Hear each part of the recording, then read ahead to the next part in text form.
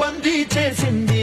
పొద్దు పొద్దున్నే హెల్లో అంటుంది, పొద్దు పోతే చాలు కళ్ళొకొస్తుంది. కొత్త స్థమానం పోయినంత దూరం గుర్తొస్తుంటోంది. అమ్మో బాపు గారి బొమ్మో, ఓలమ్మో మల్లె పూల కొమ్మో.